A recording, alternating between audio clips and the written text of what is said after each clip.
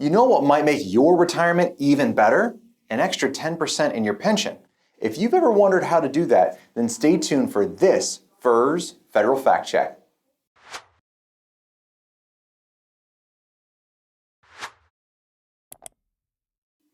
Hi, I'm Micah Shilanski and welcome to this FERS Federal Fact Check. I'm really excited today to talk about a question that was submitted to us by a gentleman named John about postponed retirement and yet a 62 and 20 retirement and how to get a 10% increase in his pension.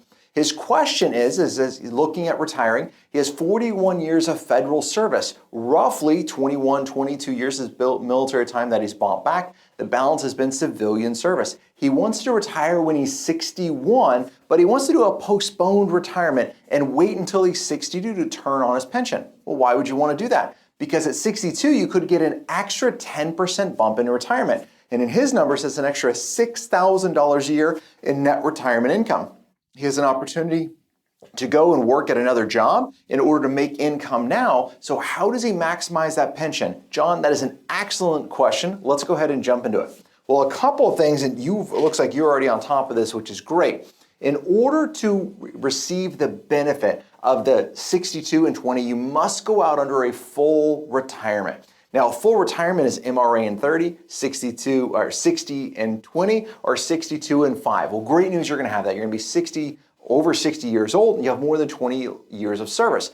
But you must retire with an immediate pension. What does that mean? You must start getting your income right now. So if you're 61 years old and you got this 41 years of federal service, which is fantastic, and you separate and say, I don't want to turn my pension on until 62 and I'll have the same 40 years of federal service, you can absolutely do that. But when OPM goes to calculate your retirement, they're going to look at this time period. They're not going to look at your 62 because this is when you retired. And they're going to calculate your pension at 41%. 1% for every year you worked. You're not going to get that additional 10% increase in your pension if you just quit, then you come back later for a postponed retirement.